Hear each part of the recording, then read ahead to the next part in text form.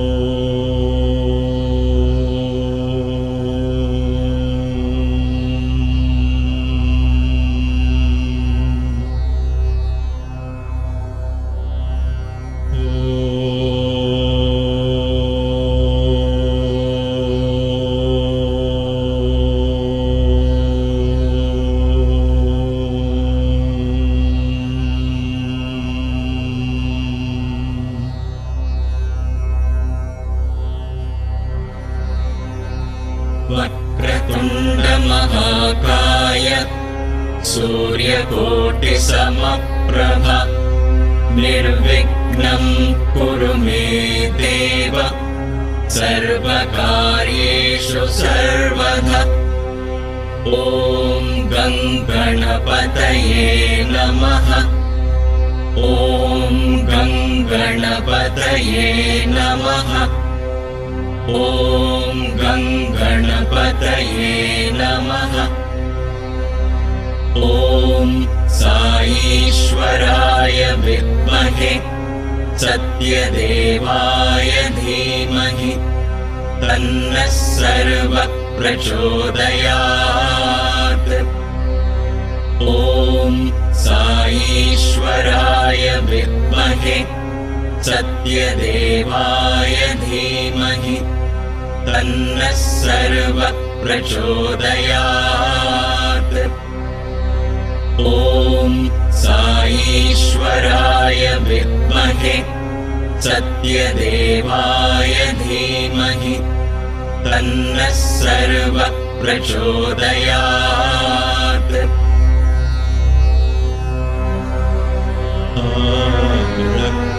रक्ताभां त्रिनेत्रा अरुणिमावसना रत्नताटङ्करम्या हस्ताम्भोजैः सपाशाङ्कुश मदनधनुस्सायकैः विस्फुरन्ति आपीनो तुङ्गवक्षोरुह कलशलुटत्तारहारोज्ज्वलाङ्गी ध्यायेत् अम्बोरुहस्ता अरुणिमवसना ईश्वरी ईश्वराणाम् ईश्वरी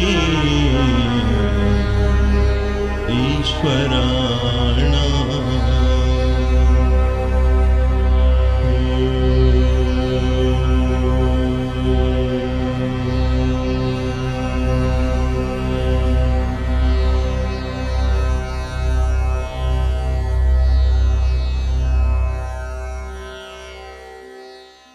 Namaste. You're muted, I think. Check. Yeah. Namaste and welcome to Kaivalya Yoga Gurukulam or KYG. Thank you as always for delightfully participating and blessing this satsang with your divine presence. Together, I believe in my heart that we have incurred the grace of Parameshwari, the Supreme Goddess, that she has guided us all these weeks and months of not only listening to this satsang, but given us time to contemplate. She took us to the energy of Sita and Hanuman. She gave us darshan as Sita when we did the 100 days yagna in the middle of this, as the pandemic struck very fiercely last year. And then she opened up the doors to the Bhairava energy, and thus she has been guiding, I have no doubts. In these last couple of classes, beginning from today, I don't think I'll be able to cover all the steps of the puja today, which is what I want to do now, is go to the actual ritual, proper ritual. What are the steps in this ritual? Once we understand the steps, then when we actually begin doing the puja, you wouldn't question, oh, what's coming up next, or what was this? And so you will be able to dive deep into the ritual, as it is a very meditative practice. All of these rituals were meant to be meditative. They were at a pace that would draw you gently within. But for whatever reason, we have speeded up, like everything else in our lives. We are caught up in this idea of doing things fast.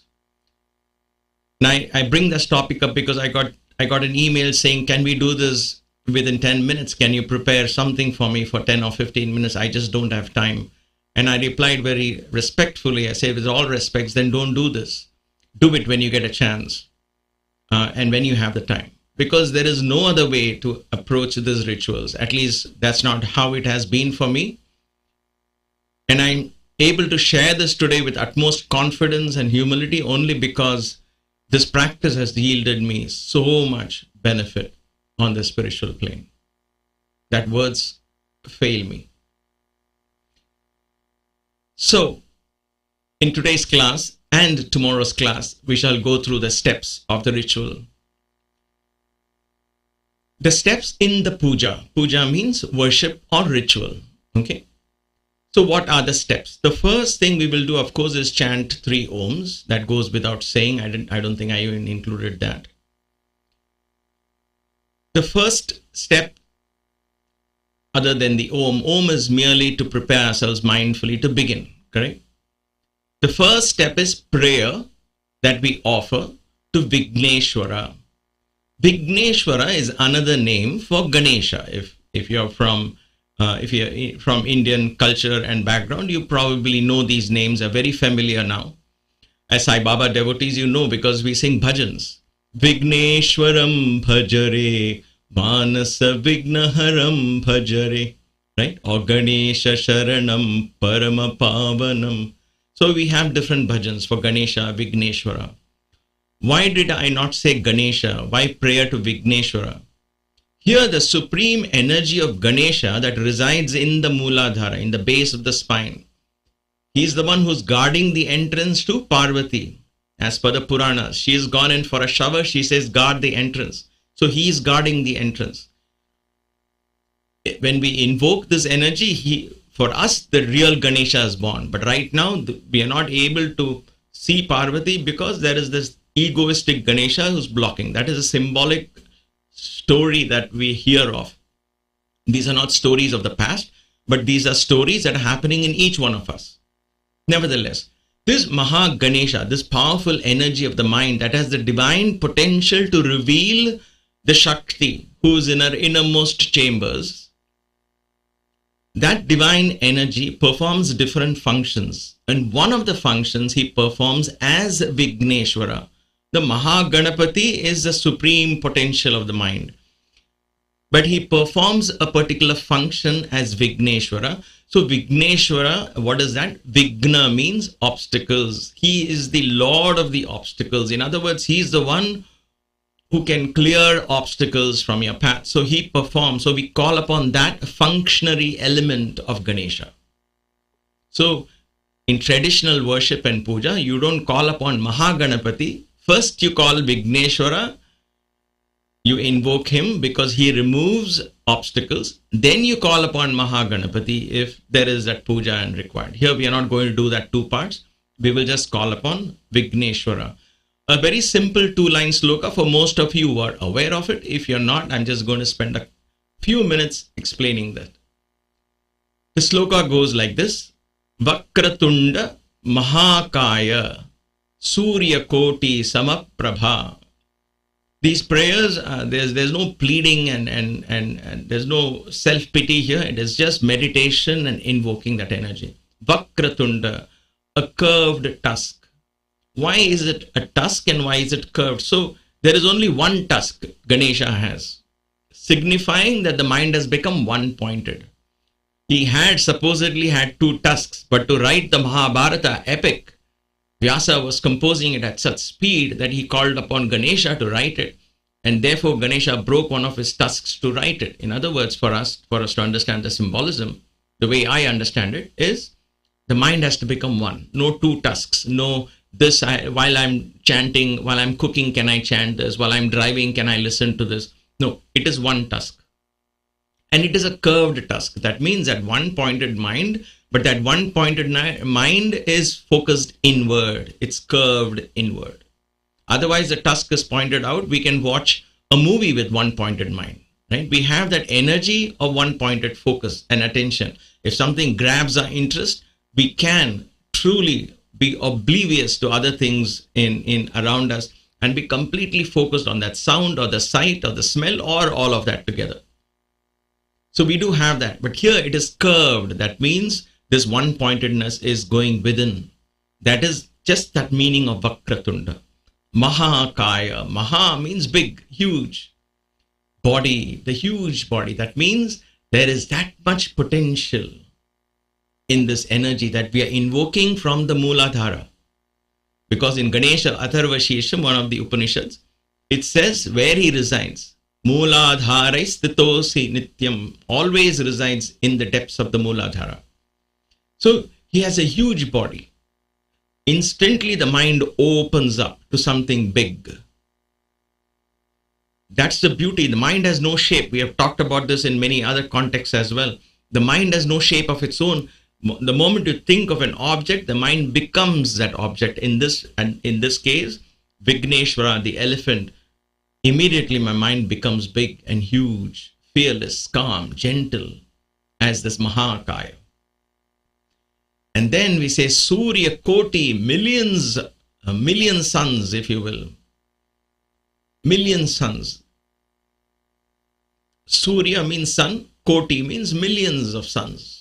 What is that, millions of suns? Prabha. Prabha is brilliance, light, radiance. Samaprabha, like the brilliance of a million suns, I'm meditating upon this Mahakaya. This beautiful, huge form with a curved tusk has the brilliance of a million suns. Vakratunda Mahakaya Surya Koti Samaprabha. So what do I tell them? To him I say Nirvignam. Let me come to that. Nirvignam. Nirvignam. Nir. Vignam means obstacles. That's why he's called Vigna Ishvara, Vigneshwara. Nirvignam. Devoid of obstacles. Kurume Deva. Do it for me. Sarva Karyeshu. In all, Deva means shining one, divine, God. Okay. Kurume Deva. Sarva Karyeshu. In all my undertakings in this ritual, whether I'm pouring water, I'm offering a flower, whether I'm simply doing mudras, in all of that, please remove all these obstacles. All the obstacles all the time. Sarvadha, always. Sarva karyeshu sarvadha. Nirvignam kurume deva. Sarva karyeshu sarvadha. So this is the chant. We begin, basically any work, you can chant this.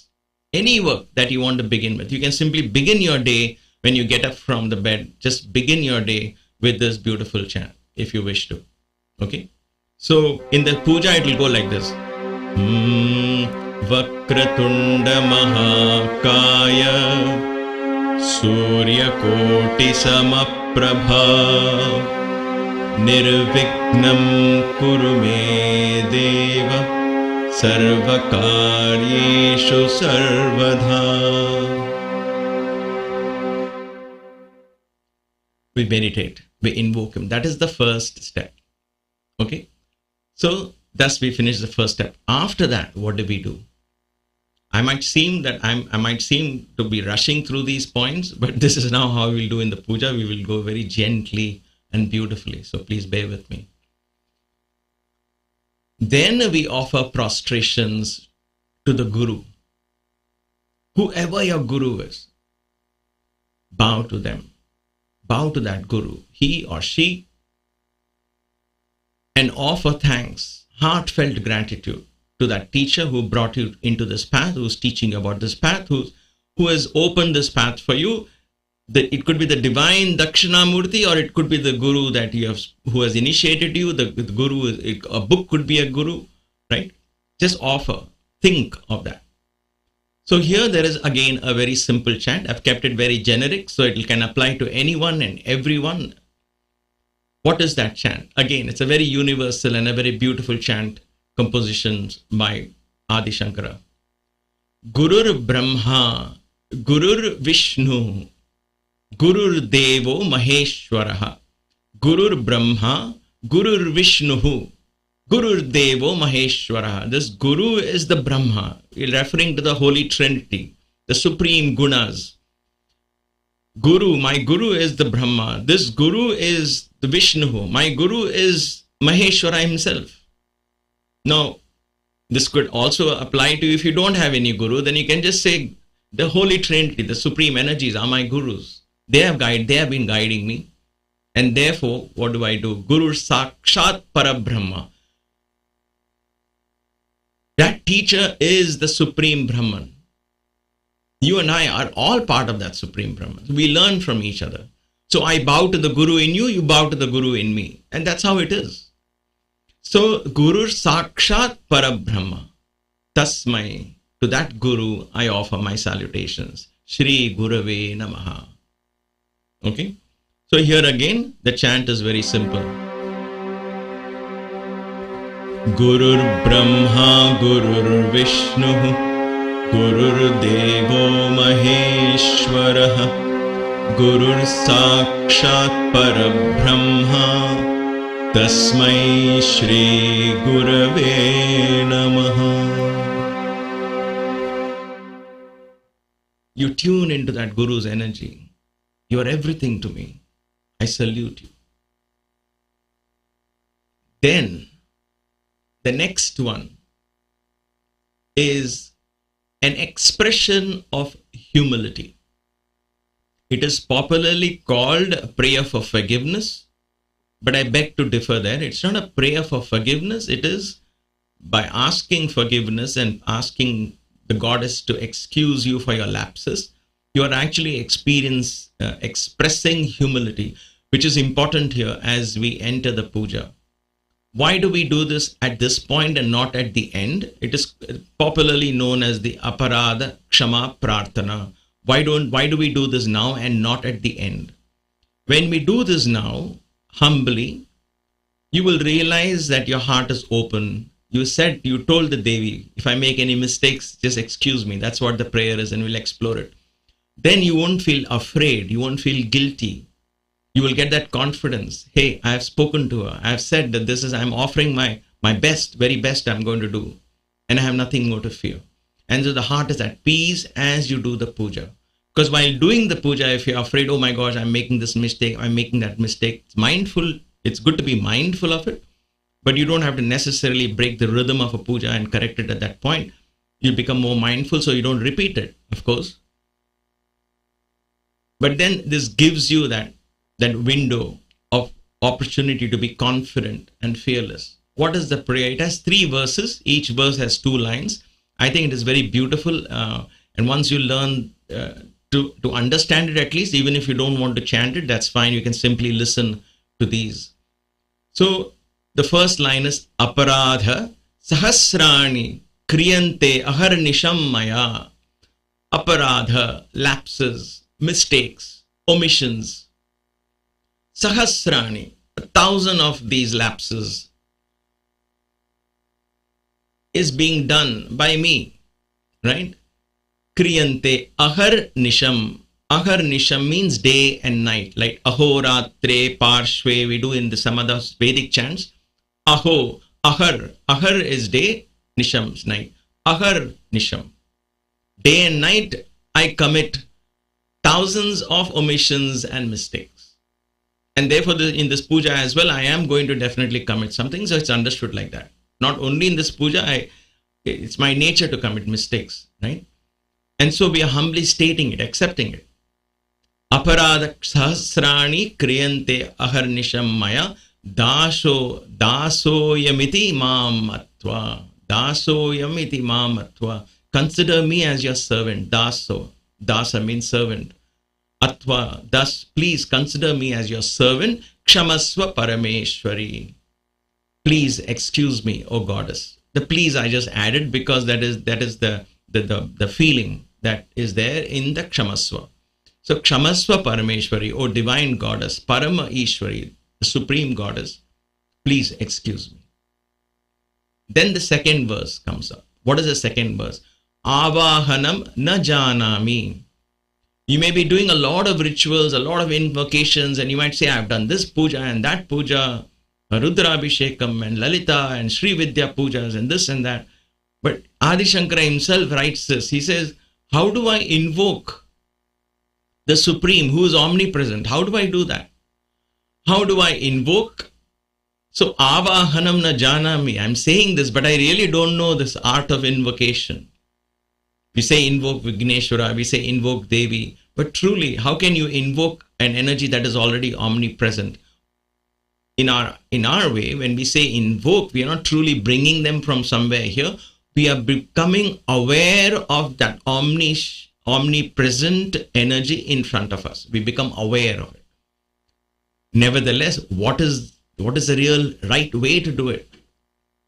There is no one right way. Avahanam na janami visarjanam. Having invoked and been in the divine presence, how do I bring this to an end? Do I tell him to go back? Do I tell her to go back? How do I do that? So I don't know visarjanam as well. Visarjanam means how do I end this invocation? How do I disperse this energy? Na janami. Na means no. Janami. I don't know. I don't know. Avahanam na janami. Na janami visarjanam. Puja vidim na janami. I do not even know the method of how to worship you. Because of this, see, when you want to worship something, you say, all right, I know this is the form, this is where it is. And we do that, of course, but we have to understand that how do I worship something that is so vast, something that is beyond my mind, where speech does not even get me there. My mind cannot get me there. How can I even worship? And therefore, there is an expression of humility. Nevertheless, we have to do it. Why? Because you see, if you say sound breaks the silence, right? I'm giving you an example, an analogy. There is silence. What will break the silence? Sound. How do we get into silence? Through sound.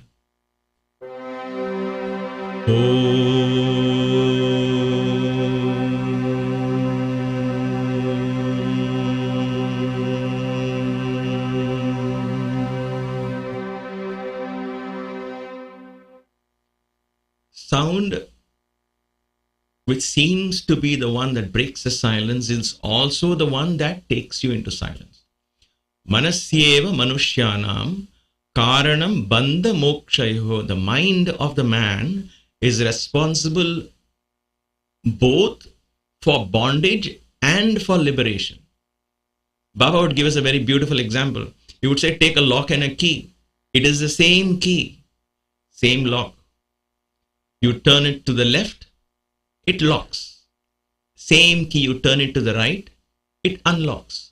One is bondage, One is freedom. I love that analogy. When I was very young, I jumped at it. I still hold on to that idea because it is the same mind. Don't blame your mind. Nevertheless, here, even though I don't know how to worship, I will use puja, the very worship, the puja and the ritual that we're going to do as part of the sadhana and practice. This puja will be the one that will deliver me, even though I don't know how to do it. And therefore, the same tool can bind you, can also liberate you. If I turn this ritual into a religious, dogmatic thing done out of fear, or hire some priest and make him do it and pay him and think I've done the puja in my house, to me, it makes no sense. You have to learn a puja. You have to learn the ritual, or sit and listen with one pointed, focused attention. Then you get the benefit. Even if you cannot chant properly, you will get the benefit of it if you are in the puja. That is why we are taking great pains to actually do the videos in such a manner that you will feel you are doing it, not watching a puja being done. Hopefully the Devi will guide us into doing that. But before that, I want you to understand these steps. Pujam chaiva, and also worship, I don't know, na janami, kshamyatam parameshwari, and therefore please excuse me, O divine goddess. And finally, the last verse, mantrahinam, kriyahinam, bhaktihinam sureshwari. Hinam means imperfect. Hinam means deficient. Hinam means lacking. I lack. I lack in what? I lack in the way mantras are said. Maybe because of my upbringing, because of my lack of knowledge of Sanskrit or the way to pronounce, and pronunciation could be bad. Or maybe when I'm pronouncing the mantras, I'm not able to understand the meaning together. So there is an imperfection. Mantrahinam. I admit it. I accept it. Kriyahinam. The act of worship may be imperfect as well. I may not be able to sit straight in the lotus pose as the yogis and the sannyasis do, or I'm just able to sit on a chair, or I'm just, whatever it is, I'm just giving an example here. Or I'm not able to have expensive golden cups from which you have to pour. I just have simple copper and brass cups, or maybe just glass, right? I hope you don't use plastic for anything, but nevertheless, the act of doing the worship also has its own deficiencies. There could be imperfections in my act as well. Correct? Kriyahinam, bhaktihinam, and the feeling that one should be in, that one should invoke. I'm not perhaps able to invoke that divine feeling. That devotion is not welling up in my heart as I chant this Sri Chakra. So the mantras. So bhaktihinam. I know I'm imperfect. O divine goddess, Sureshwari. Sureshwari is, Sura means devas. Asura means not devas, right? Sura is divine. Ishwari, the Lord of divinity, the goddess of divinity, the goddess of the gods. Sureshwari, Suresh, God of the gods. Devesh, God of the gods. I know two brothers like this in Trinidad. Wonderful souls. So Sureshwari is the goddess of the gods. All right. So bhaktihinam, kriyahinam, mantrahinam, kriyahinam, bhaktihinam, sureshwari. And what do? Yat pujitam. Thus, with all these imperfections, I'm offering this puja. So that is where it is, you're being humble. Maya Devi, paripurnam tadastume. And this offering of mine, O goddess, please be fully content with this offering. So we have opened our mind, cleared our heart, accepted that I may be doing mistakes in this, but that is okay. I talk to the divine. Because this talking to the divine is not talking somewhere to an external person, but to your own higher self. You're opening and clearing all these otherwise guilt-ridden mind that could come, or thoughts could come. Fear-ridden thoughts could come. Oh, you're not supposed to make this mistake and this and that. You're not supposed to do this. But what if somebody is old? They may have to get up in the middle of the puja and go to the bathroom and come back. What can they do if they are on medication and they're old? So these kind of things, I'm just giving an example, right? These kind of things are clear your mind. At the same time, it is not a passport for lax in your effort. You can't say, oh, okay, I'm just lazy. I'm going to sit on the sofa. Anyway, this puja, this chant is there. I'll just do that. I know she will understand. Whenever you perform lax, as a matter of convenience, you use this kind of philosophy, know that it doesn't take you anywhere. That guilt gets deeply sowed in your subconscious mind, even though you may refuse it.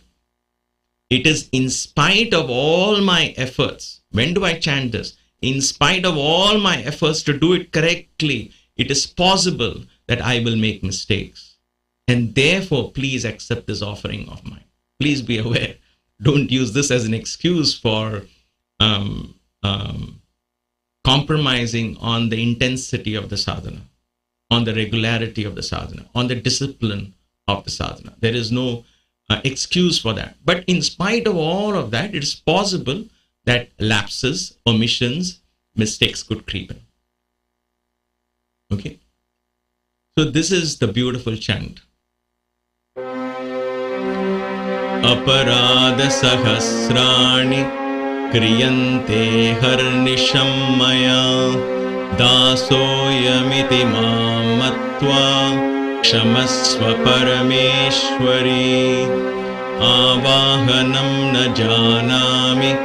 na janami visarjanam pujam chaiva na janami kshamyatam parameshwari mantrahinam kriyahinam bhaktihinam sureshwari yat pujitam maya devi paripurnam tadastu me.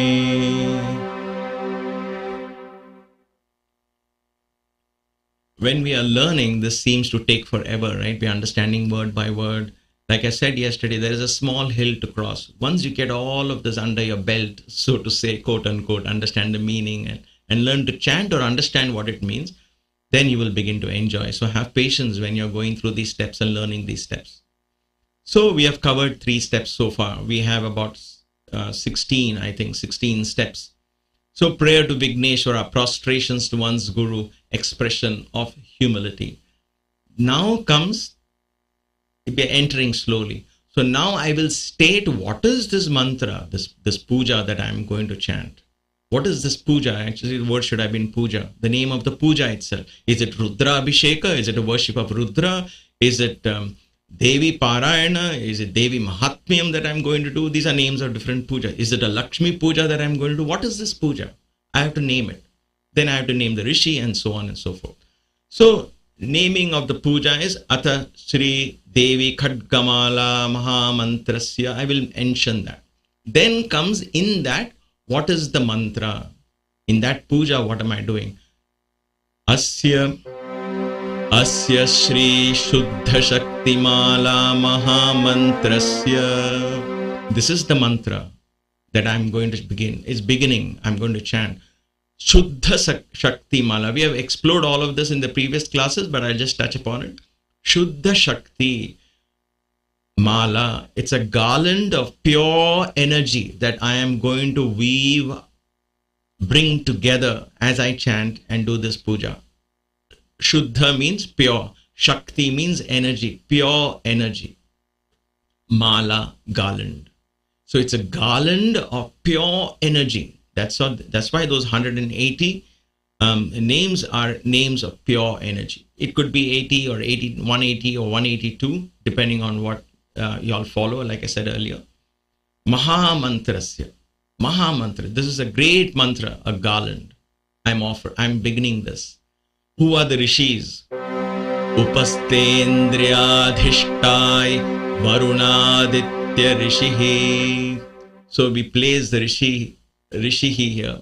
So Mahamantrasya and the rishi, we place the teachers right on top of our head here. In other words, their feet on top of our head. That's what it means, signifies here. Varuna upastendriya indriya adhishtai, the masters of the senses, the one who helps us control the senses, the one who has controlled senses. Varuna and Aditya, fire and water, the god of fire, the god of water. We explored this earlier. These were the rishis who gave us this mantra. Varuna Aditya.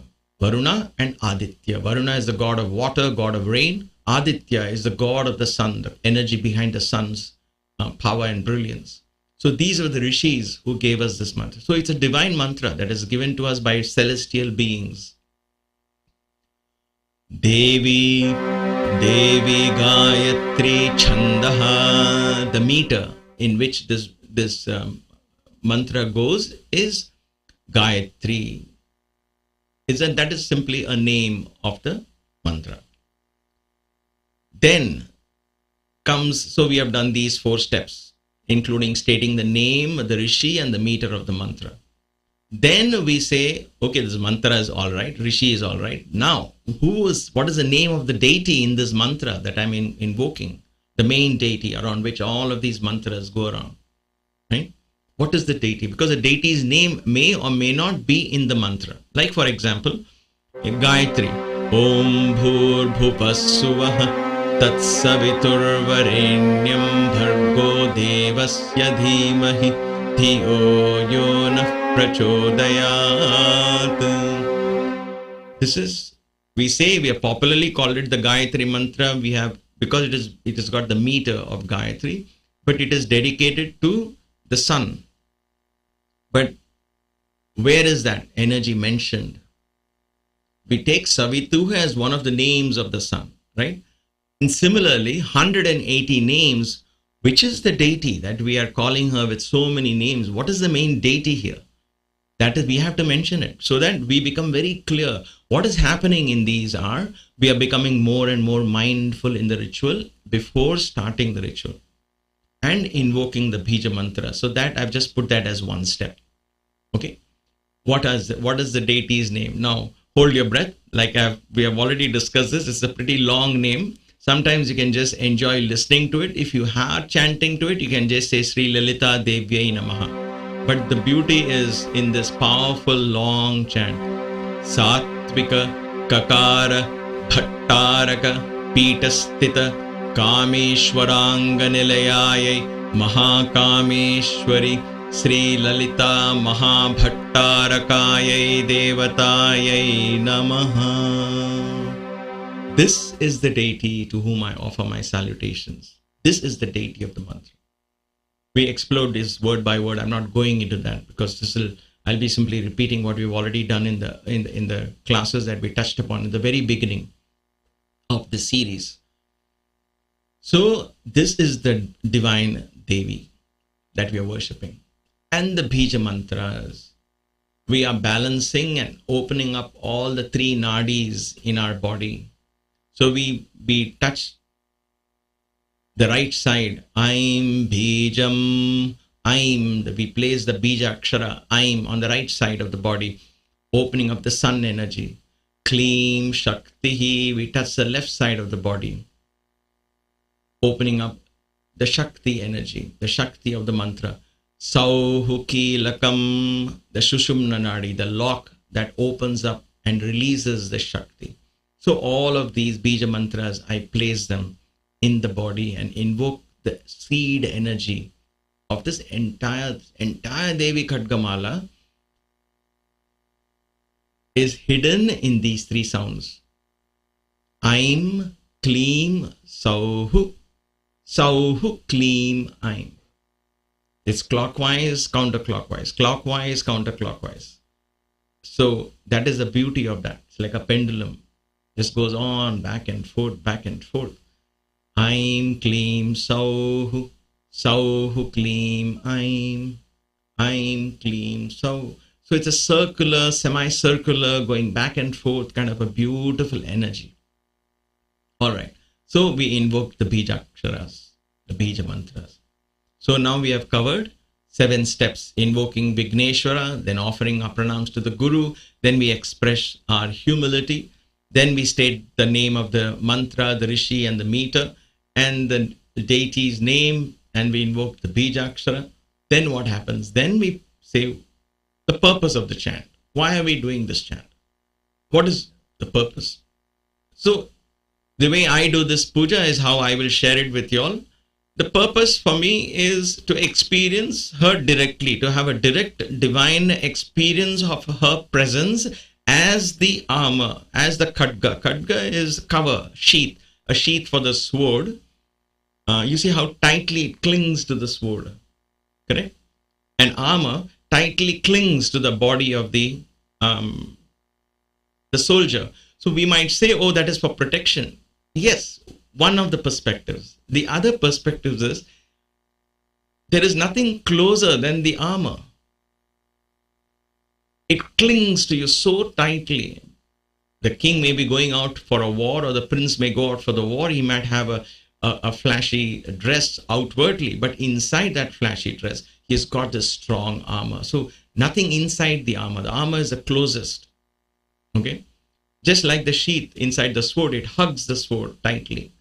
So protection, yes, to one part of it is protection, but the most beautiful part of Devi, so close to you, as the armor, she clings to you. That is the experience that I seek.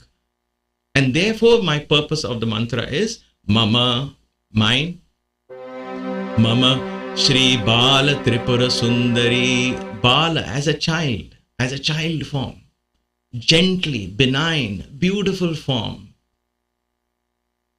Because I don't know if my body will contain the cosmic Maha Tripura Sundari. I said Bala Tripura Sundari. Come as a child. Reveal to me that beauty, like the early morning sun. That's why we meditate on her as the early morning sun, because it is very gentle. You and I can all look at the sun. Can you look at the sun when he is up there at 12 noon? We can't, right? Because he's too bright. We know he is there. We experience the light, but we can't look at it. So here, if we want to get the darshan, the direct divine experience, Shri Bala Tripura Sundari Khadgarupena, in what form? In the form of an armor. Sakshatkara, I want direct divine experience of this.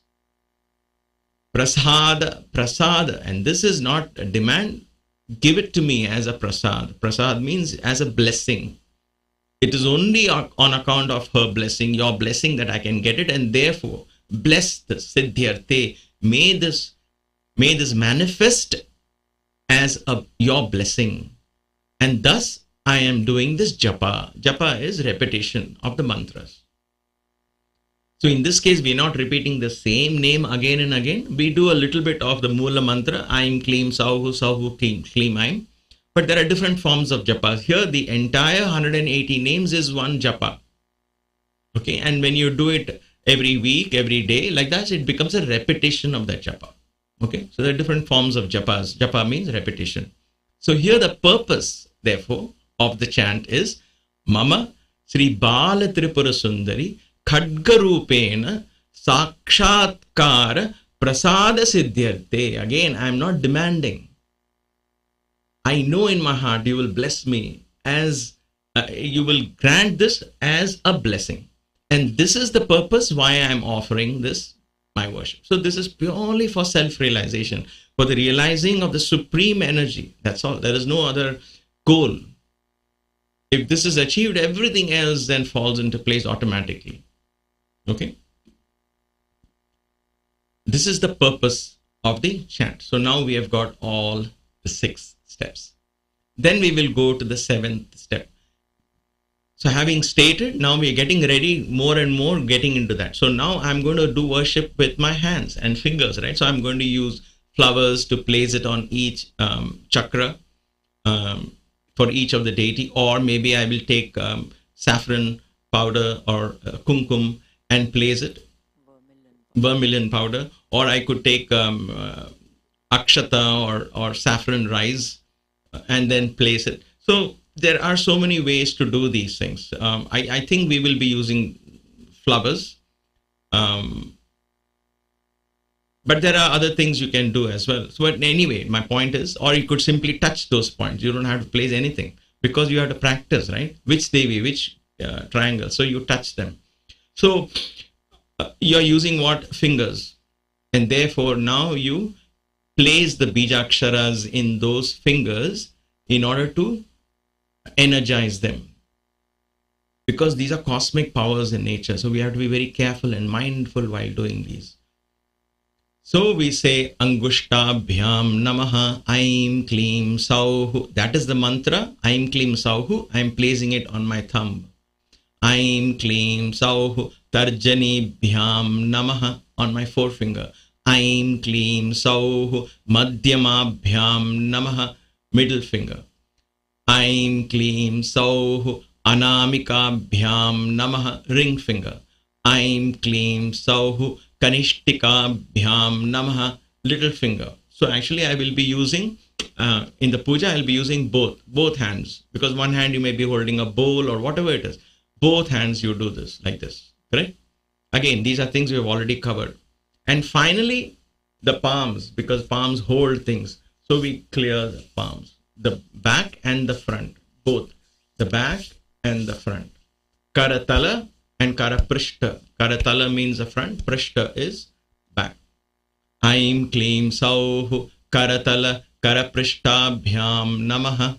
So hands are cleaned by what? By mantras. So imagine how much energy and respect the ancients had for sound. These are the sounds. Today I would rather trust a $2 soap to clean my hands than a sound energy. That is the amount of respect I have for sound. But if I truly had that mindfulness and respect every sound that entered my body and every sound that came out of my mouth, then I would understand that sound is the power, the energy that is contained in the vibrations of these sounds. You can actually cleanse and heal by these sounds. But since we don't have that perspective in general, we don't get that right away in a mantra. It comes, of course, with practice. Okay. Nevertheless, so I clean my hands. That is the 7th step. And then I will place the bija mantras in the whole body, as it were. The important parts. We touched upon it yesterday, Shadanga Devis. So what do? I touch my heart and say, Aim Kleem Sauh Hridayaya Namaha. Aim Kleem Sauh Shirase Swaha, the forehead. Aim Kleem Sauh Shikhayai Vashat, the crown. Aim Kleem Sauh Kavachaya Hum, my arms and my entire body. Aim Kleem Sauh Netratrayaya Bhaushat, the 3 eyes including the 3rd eye.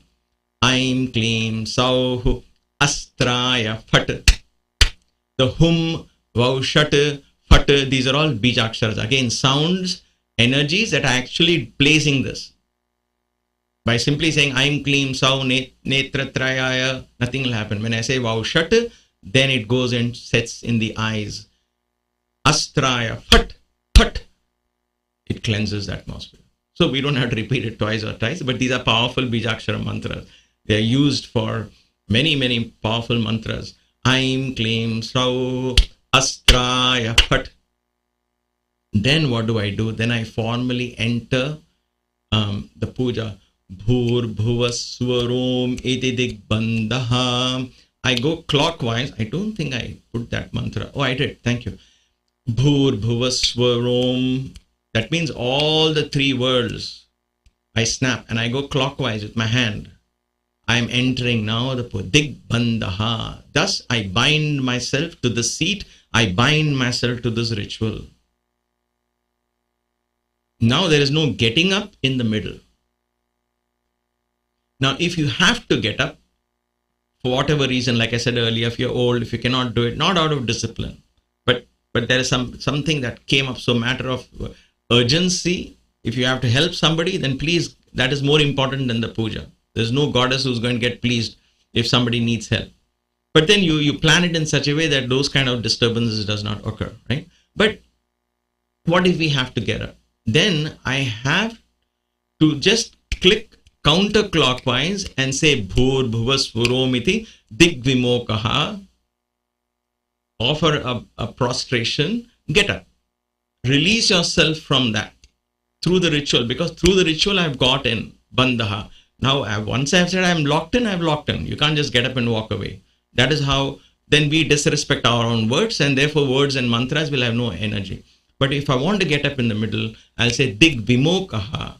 Vimokaha means please release me. That is what we do at the very same mantras we will do at the very end, but we will do this. Then you get up and go, and when you come back again, before you continue the puja wherever you have left it, whichever avarana, wherever you had left it, if you want to come back, sit down and once again say Bhur Bhuvaswarom iti Digbandha. Again, I come into the lock. I bind myself rather, not lock. It's too harsh a word. I bind myself into this puja. Okay. So we have, this is a very beautiful and a powerful step. Because these are all rituals, every act is very symbolic. Whatever you do with your hands and feet and all of that becomes very symbolic. So we have now covered 8 steps. Then, having cleaned, see the sequence here. I have cleansed my hands, in other words, placed the bijaksharas. Then I place the bijaksharas in all these places. Now my body is ready to visualize the Devi's cosmic form. This is when it is.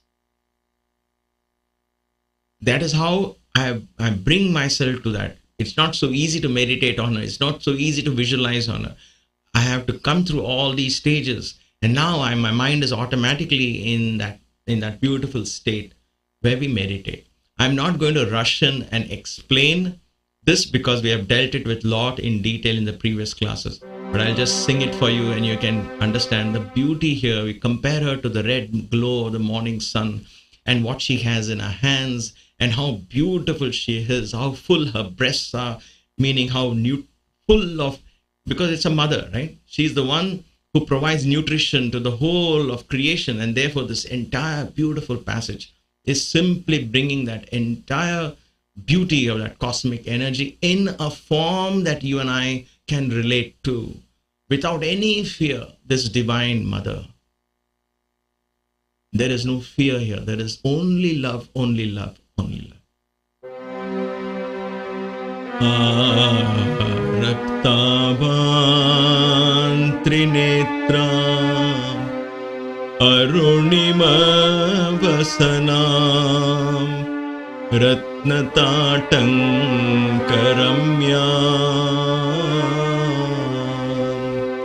Hastambhojai Sapashankusha Madanadhanusayakai Vispuranti Apino Tunga Vakshoruha Kalashalutattara Haro Jwalangi Dhyaye Amboruhastam Arunima Vasana Ishwari Ishwarana Ishwari Ishwarana.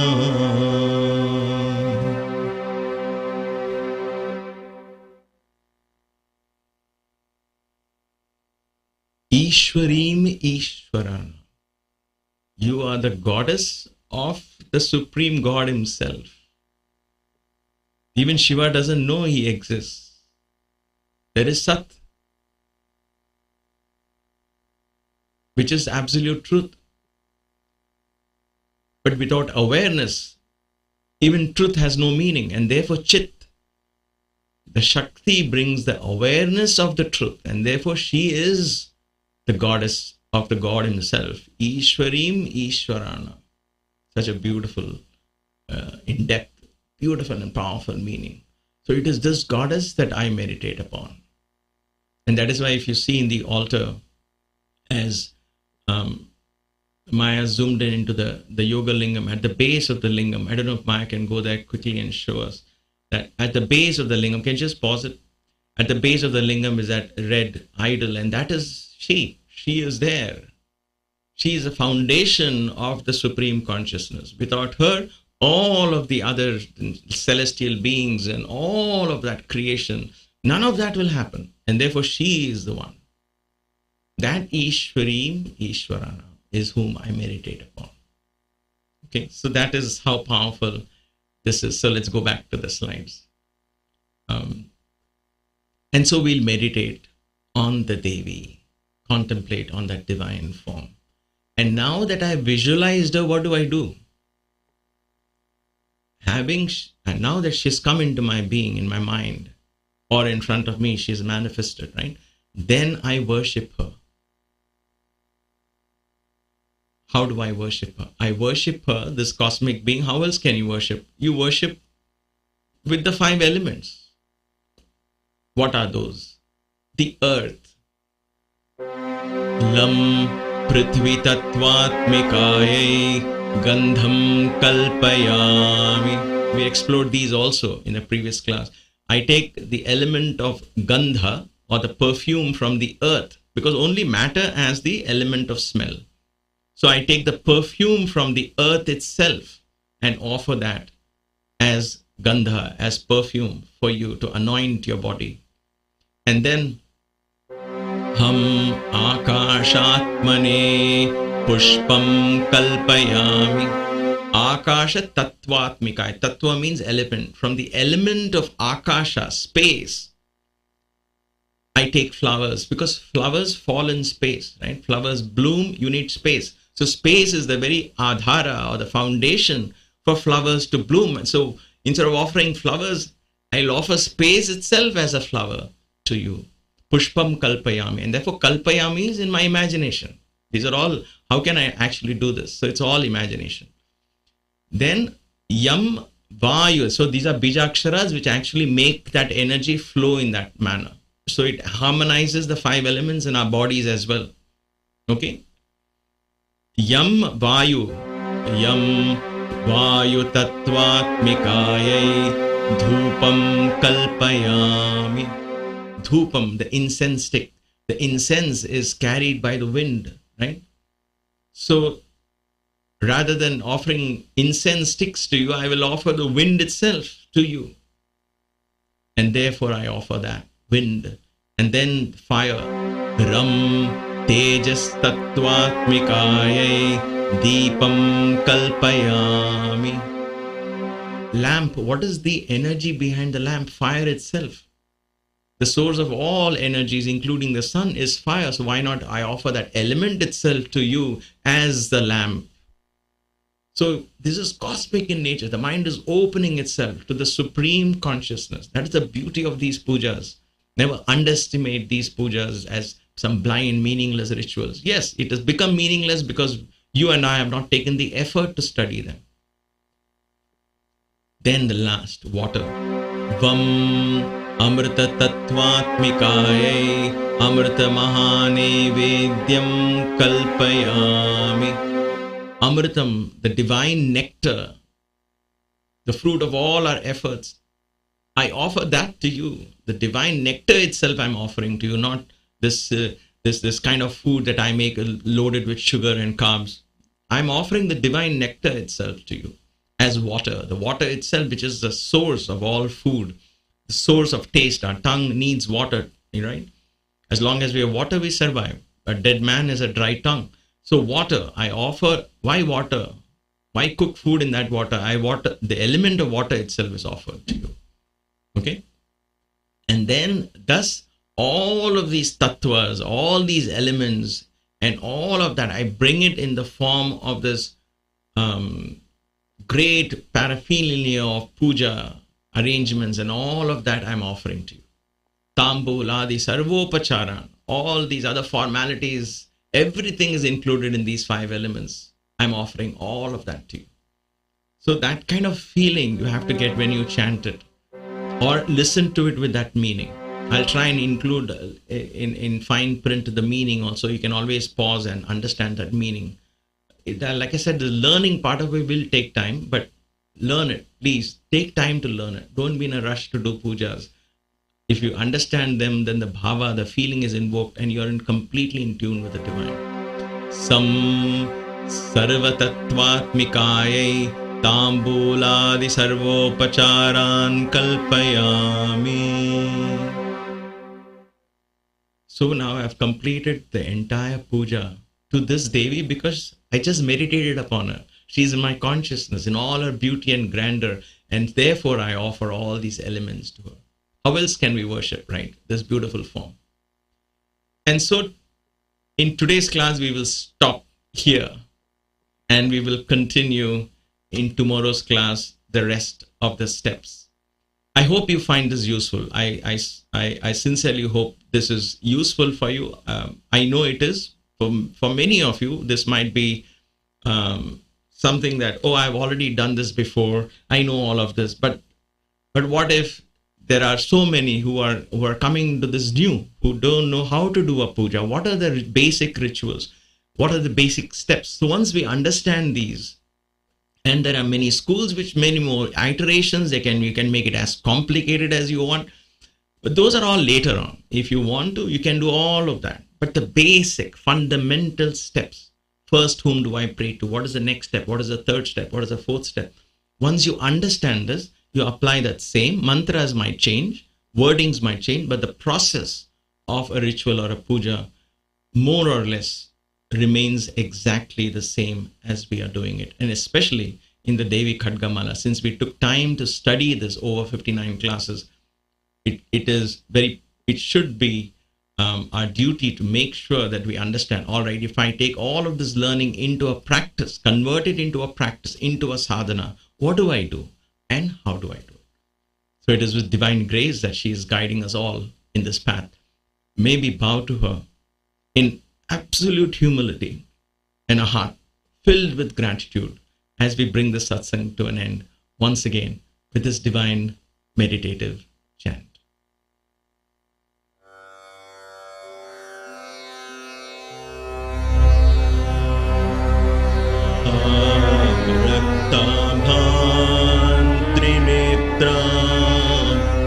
Arunima वसना रत्नताटङ्करम्या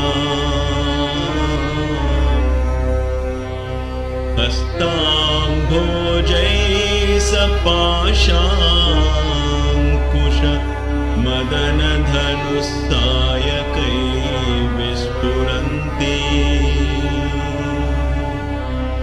आपीनो तुङ्गवक्षोरुह कलशलुटत्तारहारोज्ज्वलाङ्गी ध्याये अम्बोरुहस्ता अरुणिमवसना ईश्वरी ईश्वरी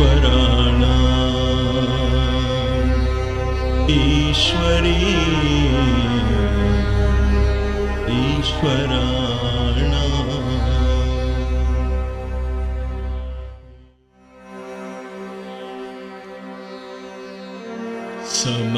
समस्तलोकाः सुखिनो भवन्तु समस्तलोकाः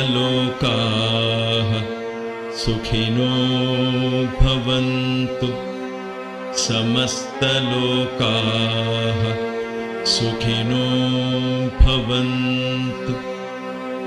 May all the beings in all the worlds be happy. जय बोलो पवन सुत हनुमान की जय, सियावर रामचंद्र की जय, सतगुरु साईनाथ महाराज की जय, नमः पार्वती पतये हर हर महादेव. ओम शांति शांति शांति.